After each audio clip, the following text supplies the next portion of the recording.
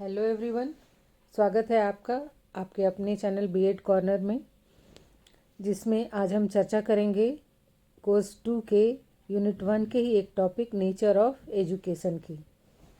शुरुआत करने से पहले अगर आप इस चैनल पर नए हैं तो चैनल को सब्सक्राइब करके बेल आइकन दबा सकते हैं, जिससे कि बीएड से रिलेटेड जब भी मैं कोई नया वीडियो अपलोड करूं तो उसके लिंक आपको मिल सके। तो आइए शुरुआत करते हैं। हमारा टॉपिक है शिक्षा की प्रकृति, नेचर। तो शिक्षा की प्रकृति समझने से पहले इसे हम नॉर्मल जीवन के उदाहरण से समझ लेते हैं। जैसे कि इसे अगर व्यक्ति का नेचर बताना हो तो कहा जाता है कि वो हंसमुख व्यक्ति है, वो सबसे घुल मिल जाता है जल्दी, वो सामाजिक कार्यों में अधिक रुचि लेता है। इस तरह से उसकी जो भी विशेषताएं होती हैं, वो व्यक्ति जो कार्य करता है वो हम बताते हैं उसके नेचर के विषय में। तो ठीक उसी तरह से हमें शिक्षा की प्रकृति को बताना है कि शिक्षा क्या क्या कार्य करती है। तो शिक्षा की प्रकृति को अध्ययन की दृष्टि से दो दृष्टिकोणों से देखा जाता है। शिक्षा एक प्रक्रिया के रूप में और शिक्षा की वैज्ञानिक तथा कलात्मक प्रकृति। इसमें क्वेश्चन दो तरह से आते हैं। एक तो कि शिक्षा की प्रकृति का वर्णन करें, और दूसरा जो क्वेश्चन आता है दूसरे टाइप से, वो कि शिक्षा कला है या विज्ञान, स्पष्ट करें। तो सबसे पहले हम शिक्षा की प्रकृति प्रक्रिया के रूप में समझने का प्रयास करते हैं। इसमें जो नंबर 1 पॉइंट है वह शिक्षा आजीवन चलने वाली प्रक्रिया है। शिक्षा जन्म से आरंभ होती है तथा मृत्यु पर्यंत चलती है। इसे और अच्छे से समझते हैं।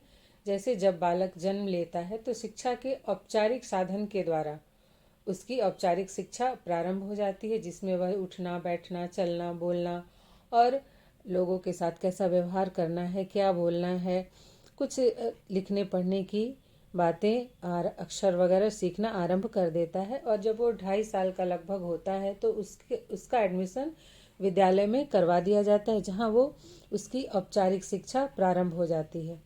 और एक निश्चित आयु तक आते आते उसकी औपचारिक शिक्षा समाप्त हो जाती है, किंतु वह जीवन पर्यंत शिक्षा के अनौपचारिक माध्यमों से कुछ न कुछ सीखता रहता है। और यह सीखने सिखाने की प्रक्रिया जो है मृत्यु पर्यंत चलती रहती है। इसलिए कहा गया है कि शिक्षा आजीवन चलने वाली प्रक्रिया है। शिक्षा विकासात्मक प्रक्रिया है। पेस्टोलॉजी ने कहा है कि शिक्षा मनुष्य की जन्मजात शक्तियों का स्वाभाविक, समरूप एवं प्रगतिशील विकास है। आपने शिक्षा के उद्देश्य के जो टॉपिक है उसके अंतर्गत देखा कि शिक्षा द्वारा व्यक्ति के व्यक्तिगत गुणों का, उसके अंदर सामाजिक गुणों का और राष्ट्रीय संबंधी गुणों का विकास किया जाता है। और ऐसा कहें कि शिक्षा के द्वारा व्यक्ति के व्यक्तित्व का सर्वांगीण विकास किया जाता है। और ये जो विकास होता है वो व्यक्ति के अंदर जो जन्मजात शक्तियाँ हैं उनका स्वाभाविक विकास होता है। अगली जो प्रकृति है शिक्षा की, वह कि शिक्षा एक संश्लिष्ट प्रक्रिया है। इसमें शिक्षा की प्रक्रिया में जो भी विकास होता है वह संश्लिष्ट होता है। मतलब जो भी विकास होता है वो एक साथ होता है, समरूप होता है, अलग अलग नहीं होता है। जैसे कि शरीर विकसित होता है तो साथ साथ उसका मानसिक विकास भी होता है। ऐसा नहीं होता कि केवल शरीर का विकास होता है, उसका मानसिक या उसके संवेगों का विकास नहीं होता। शरीर के विकास होने के साथ साथ उसका मानसिक, उसके संवेगों का, उसके चरित्र का, सबका एक साथ विकास होता है। नेक्स्ट है शिक्षा एक द्विमुखी प्रक्रिया है। शिक्षा एक द्विमुखी प्रक्रिया का अर्थ है कि शिक्षा में एक ओर तो विद्यार्थी होते हैं और दूसरी ओर शिक्षक रहता है। शिक्षक बोलता है और विद्यार्थी सुनता है। शिक्षक पढ़ाता है, विद्यार्थी पढ़ता है। और अध्यापक अपने व्यक्तित्व एवं ज्ञान से छात्र को प्रभावित करता है। अर्थात शिक्षा दो लोगों के बीच चलने वाली प्रक्रिया है, इसलिए इसे कहा गया है कि शिक्षा एक द्विमुखी प्रक्रिया है। नेक्स्ट जो प्रकृति है शिक्षा की, शिक्षा एक त्रिमुखी प्रक्रिया है। अब शिक्षा में तो ठीक है दो लोगों के बीच शिक्षा चलता है, लेकिन उसके बीच और क्या आवश्यक होता है? पाठ्यक्रम या विषय, जिस विषय का ज्ञान शिक्षक अपने विद्यार्थी को देता है। इसलिए डीवी ने कहा है कि शिक्षा त्रिमुखी प्रक्रिया है। इसमें शिक्षक एवं छात्र के अलावा सामाजिक तत्वों का भी भरपूर प्रभाव रहता है। और उनका ज्ञान विषयों के माध्यम से दिया जाता है।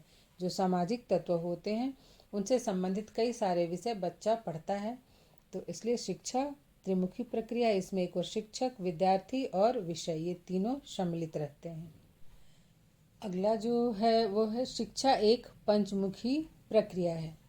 तो जब 20वीं शताब्दी आई उसके बाद शिक्षा को एक पंचमुखी प्रक्रिया माना गया है। इसमें विद्यार्थी, वर्तमान तथा भविष्य की मांगें, विषय तथा जो पाठ्य सहगामी क्रियाएं हैं, जनसंचार के साधन और शिक्षक, सभी को सम्मिलित किया गया।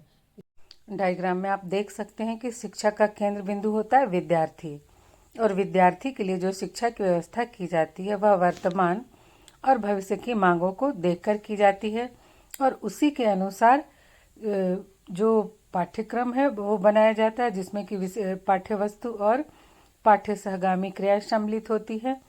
इसके पश्चात जनसंचार और शिक्षक, ये पांचों शिक्षा के अंग होते हैं। इसलिए कहा गया है कि शिक्षा एक पंचमुखी प्रक्रिया है। नेक्स्ट है शिक्षा एक सचेतन एवं प्रयोजनशील प्रक्रिया है। तो जो शिक्षा है वह व्यक्ति के व्यक्तित्व के निर्माण एवं लाभ के लिए ही होती है।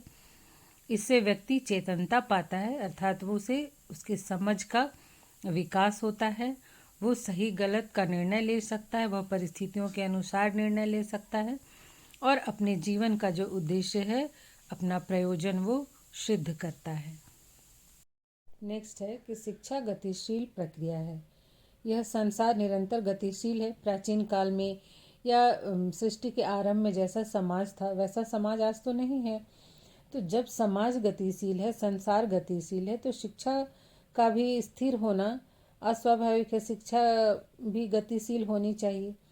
तो शिक्षा भी समाज के साथ साथ, परिस्थितियों के साथ साथ सदैव गतिशील रहती है और बालक को देश काल और परिस्थितियों के अनुसार तैयार करती है और उसे प्रगति की ओर अग्रसर करती है।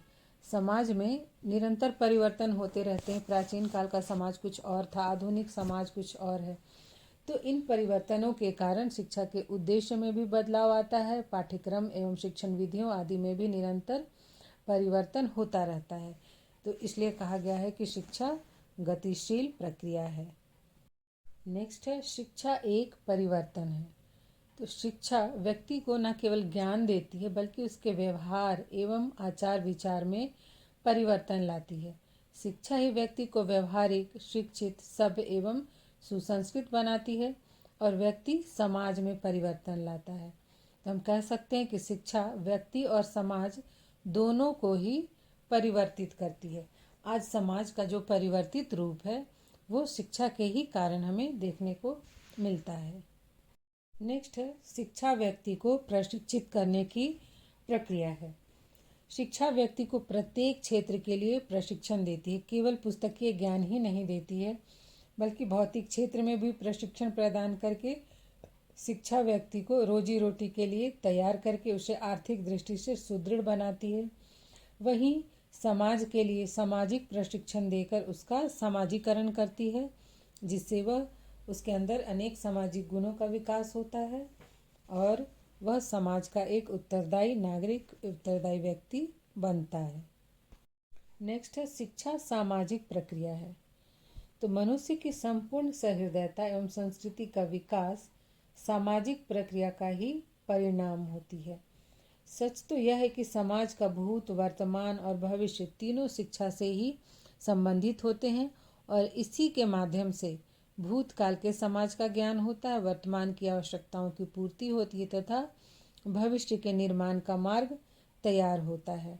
तो इस प्रकार कह सकते हैं कि शिक्षा एक सामाजिकरण प्रक्रिया है जो व्यक्ति को या व्यक्ति के व्यक्तित्व का समाजोनुकूल, समाज के अनुकूल विकास करती है। नेक्स्ट जो प्रकृति है वो है शिक्षा उद्देश्य युक्त प्रक्रिया है या उद्देश्यपूर्ण प्रक्रिया है। तो जो भी शिक्षा की व्यवस्था समाज के द्वारा या फिर अनौपचारिक रूप में या औपचारिक रूप में की गई है, उसका कुछ न कुछ उद्देश्य होता है। बिना उद्देश्य की शिक्षा नहीं दी जाती या फिर बिना उद्देश्य के बालक को कुछ नहीं सिखाया जाता।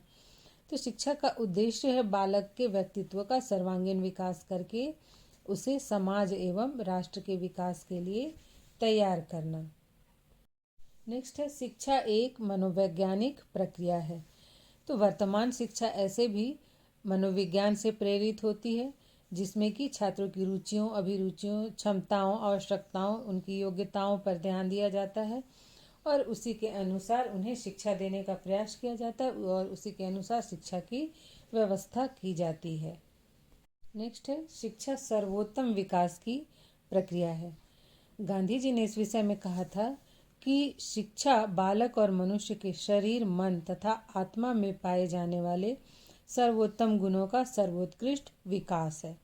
तो व्यक्ति के व्यक्तित्व में जहाँ गुण होते हैं वहीं कुछ अवगुण भी होते हैं, लेकिन शिक्षा का कार्य अवगुणों को दूर करके और जो व्यक्ति के अंदर सर्वोत्तम गुण होते हैं उनका ही विकास करना है और बालक के व्यक्तित्व का सर्वांगीण और सर्वोत्कृष्ट विकास करना है। नेक्स्ट है शिक्षा प्रक्रिया वैज्ञानिक तथा कलात्मक है। शिक्षा विज्ञान के रूप में समस्या का समाधान के लिए मार्गदर्शक सिद्धांत उपलब्ध करवाती है, वहीं कला इच्छित परिणाम प्राप्त करने के प्रयत्नों का कुशल प्रयोग करना सिखाती है। अर्थात विज्ञान के रूप में शिक्षा जानने की क्षमता देती है और कला के रूप में कार्य करने का तरीका बताती है। नेक्स्ट है शिक्षा व्यक्तिगत तथा सामाजिक समंजन अर्थात समायोजन की प्रक्रिया है। शिक्षा व्यक्ति को इस योग्य बनाती है कि वह स्वयं के व्यवहारों, विचारों, कार्यों से सामंजस्य बिठाए, साथ साथ वह समाज एवं समाज के विभिन्न परिस्थितियों के साथ भी सामंजस्य स्थापित कर सके। नेक्स्ट है शिक्षा ज्ञानात्मक, क्रियात्मक, कौशलात्मक तथा भावात्मक प्रक्रिया है। तो शिक्षा के द्वारा हम क्या सीखते हैं? ज्ञान सीखते हैं, इसलिए शिक्षा ज्ञान देती है। क्रियात्मक अर्थात शिक्षा जो हम ज्ञान सीखते हैं, सैद्धांतिक ज्ञान, उनका व्यवहारिक उपयोग करना सिखाती है। कौशलात्मक अर्थात जीवन जीने का कौशल सिखाती है और भावात्मक अर्थात भावनाओं पर नियंत्रण करने के योग्य भी बनाती है। नेक्स्ट है शिक्षा प्रक्रिया तथा परिणाम दोनों है। शिक्षा शिक्षण, प्रशिक्षण तथा सामाजिक अनुभवों का परिणाम है। जो भी ज्ञान होता है व्यक्ति का वह उसके शिक्षा का, उसके शिक्षण प्रशिक्षण का और सामाजिक अनुभवों का परिणाम होता है। और अंतिम है शिक्षा सैद्धांतिक तथा क्रियात्मक है। शिक्षा ज्ञानात्मक तथा व्यवहारिक है। शिक्षा बच्चे का बौद्धिक विकास करती है तथा रहने की कला का भी विकास करती है। अर्थात शिक्षा के द्वारा हम ज्ञान सीखते हैं, बच्चे को के ज्ञान का क्षेत्र का विकास होता है, जिससे बच्चे का मानसिक एवं बौद्धिक विकास होता है और उस ज्ञान का बालक व्यवहारिक जीवन में उपयोग करता है। तो वही जो ज्ञान है, शिक्षा उस ज्ञान के माध्यम से रहने की कला का भी विकास करती है। अब हम शिक्षा की प्रकृति को विज्ञान एवं कला के रूप में देखेंगे। तो शिक्षा कला है या विज्ञान, यह जानने से पहले यह जानना आवश्यक है कि विज्ञान क्या है और कला क्या है।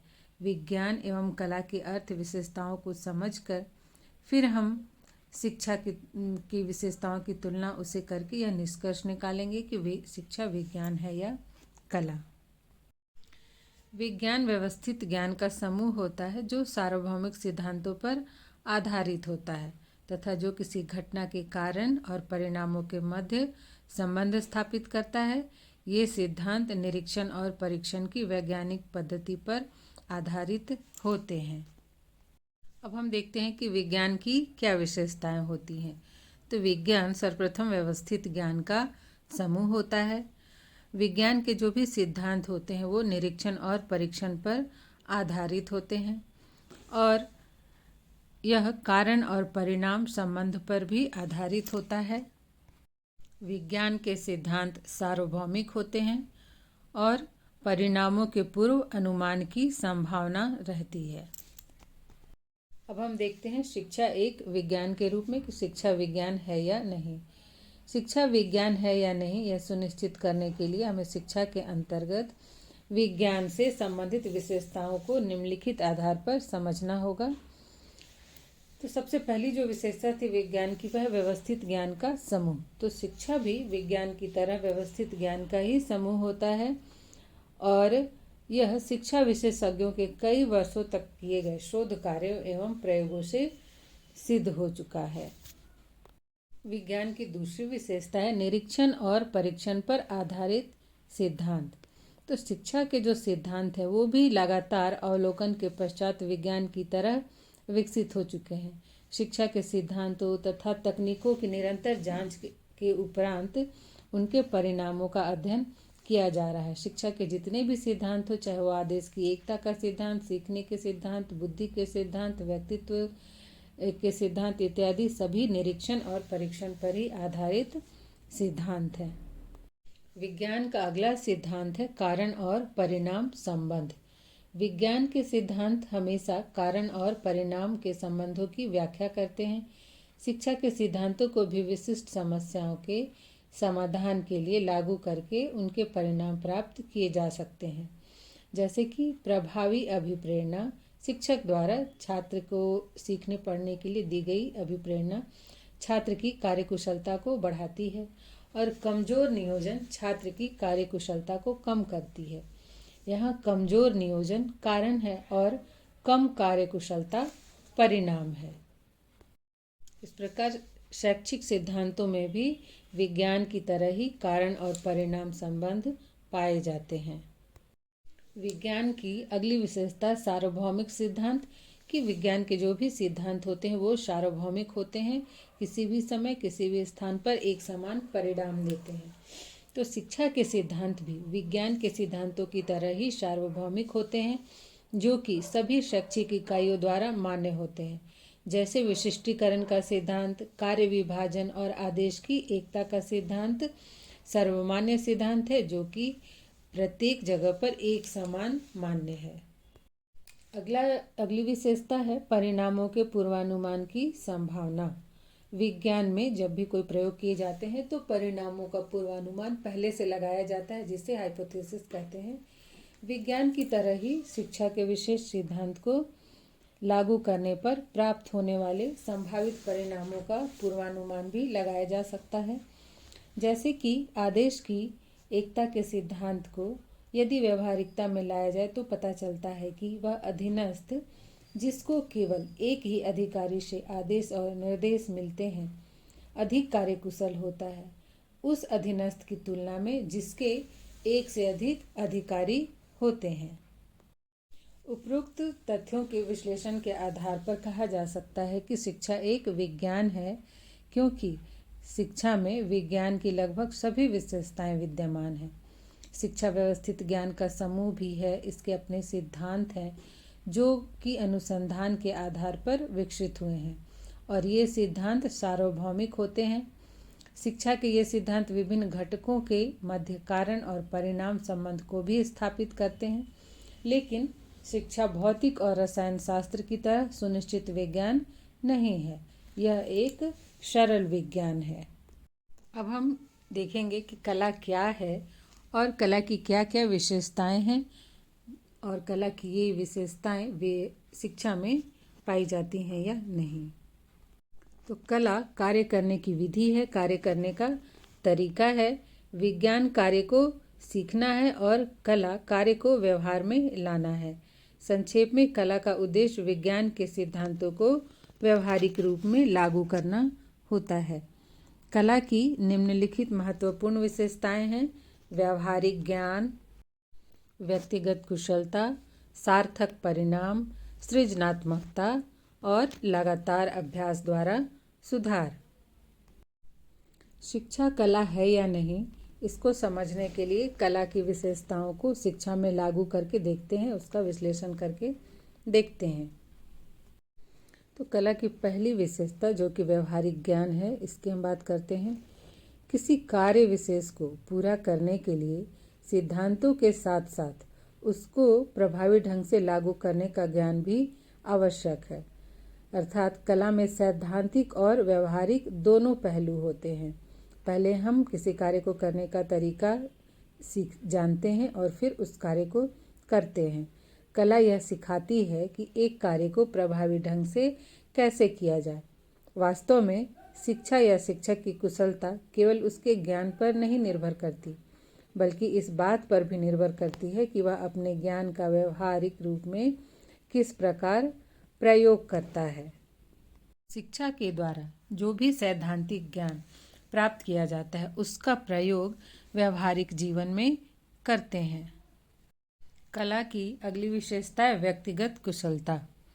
कला व्यक्तिगत कुशलता पर निर्भर करती है, क्योंकि प्रत्येक कलाकार का काम करने का अपना अलग तरीका होता है। ज्ञान एक समान या योग्यता एक समान होने पर भी हर कलाकार की कार्यकुशलता और सफलता भिन्न भिन्न होती है। शिक्षा भी एक व्यक्तिगत क्रिया है। शिक्षण कला व्यक्तिगत कुशलता के उपयोग और इच्छित परिणाम प्राप्त करने के लिए किए गए प्रयासों का व्यवहारिक रूप होता है। आप अपने प्रशिक्षण के दौरान देखेंगे कि सभी छात्रों को एक ही समान शिक्षण करने की विधियों, कला शिक्षण तकनीकों का ज्ञान दिया जाता है, किंतु जब वो शिक्षण कार्य करते हैं तो सबके शिक्षण कार्य में अंतर होता है और ये उनकी व्यक्तिगत कुशलता होती है कि कोई बहुत अच्छे से शिक्षण कार्य करता है और बच्चा उसके शिक्षण कार्य से अत्यधिक प्रभावित होते हैं। कला की अगली विशेषता है सार्थक परिणाम। आवश्यक और ठोस परिणाम को पाने के लिए चतुराई का व्यवस्थित उपयोग करने का नाम ही कला है। प्रत्येक शिक्षक अपने शिक्षण कार्य का वांछित परिणाम पाने के लिए किसी निश्चित ज्ञान एवं चातुर्य का प्रयोग करता है। इसके अतिरिक्त शैक्षिक प्रबंध तथा उपलब्ध मानवीय एवं भौतिक संसाधनों का कुशल प्रयोग भी कला है। अर्थात कला में कलाकार जब कोई कार्य करता है तो उसका सार्थक परिणाम होता है, उसका रिजल्ट निकलता है। अगर एक कलाकार पेंटिंग ही करता है तो एक पेंटिंग बनकर तैयार होती है, वो उसका सार्थक परिणाम है। उसी तरह से अगर शिक्षक शिक्षण कार्य करता है तो बच्चे के ज्ञान का विकास होता है, उसके ज्ञान के क्षेत्रों का विकास होता है। और जब बच्चा एग्ज़ाम दे के उस क्लास को उत्तीर्ण करता है तो वो उस शिक्षा का सार्थक परिणाम है, शिक्षक के शिक्षण कला का सार्थक परिणाम होता है। कला की अगली विशेषता है सृजनात्मकता। कला वास्तव में सृजनात्मक है। शैक्षिक प्रक्रिया एक कला है जिसके अंतर्गत सौहार्दपूर्ण वातावरण के द्वारा कर्मचारियों को इस प्रकार अभिप्रेरित किया जाता है कि वे अपनी श्रेष्ठ सेवाएं प्रदान करें। शैक्षिक प्रबंधक एक ऐसी कला को जानता है जिसके द्वारा वह न्यूनतम लागत पर अधिकतम लाभ अर्जित कर सके। इसे ऐसे समझते हैं कि कला से किसी भी कार्य का सृजन होता है, किसी वस्तु का सृजन होता है। ठीक उसी तरह शिक्षा भी ज्ञान के द्वारा बालकों के व्यक्तित्व का सृजन करती है। उनके अंदर विभिन्न प्रकार के ज्ञान का सृजन होता है, उनके व्यक्तित्व के विभिन्न गुणों का सृजन होता है। और अंत में कला की एक विशेषता है निरंतर अभ्यास द्वारा सुधार। जिस प्रकार कला में निरंतर अभ्यास द्वारा सुधार किया जाता है, उसी प्रकार शिक्षा में भी निरंतर अभ्यास द्वारा सुधार होता है। जैसे एक शिक्षक निरंतर अभ्यास से नए अनुभव प्राप्त करता है और अपने व्यक्तिगत अनुभवों के आधार पर शिक्षा से संबंधित, विद्यालय से संबंधित, शिक्षण विधियों से संबंधित, समस्याओं से संबंधित निर्णय लेने में सक्षम होता है।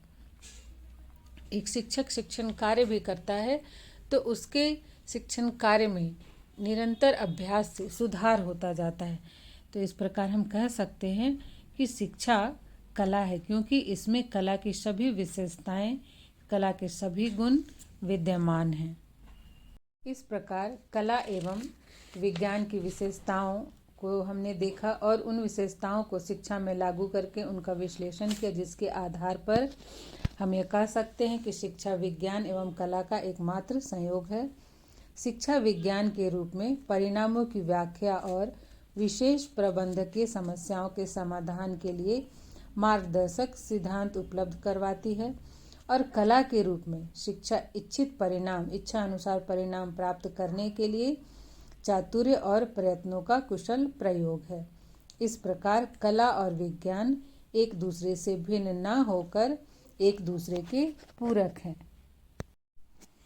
यदि विज्ञान जानने की क्षमता देता है तो कला उस कार्य को करने का तरीका बताती है। उदाहरण के लिए एक व्यक्ति तब तक कुशल अध्यापक नहीं हो सकता जब तक कि उसे शिक्षण अधिगम का विशेष ज्ञान ना हो और उस शिक्षण अधिगम में उस ज्ञान को प्रयोग करने की व्यावहारिक दक्षता हासिल ना हो। विज्ञान सिद्धांत और कला व्यवहार दोनों शिक्षा की सफलता के लिए आवश्यक है। इस प्रकार हम कह सकते हैं, यह स्पष्ट है कि शिक्षा में विज्ञान एवं कला के तत्व समाहित हैं, इसलिए शिक्षा विज्ञान एवं कला दोनों है। ये वीडियो आपको कैसा लगा कमेंट बॉक्स में कमेंट करके ज़रूर बताएं। मिलते हैं नेक्स्ट वीडियो में।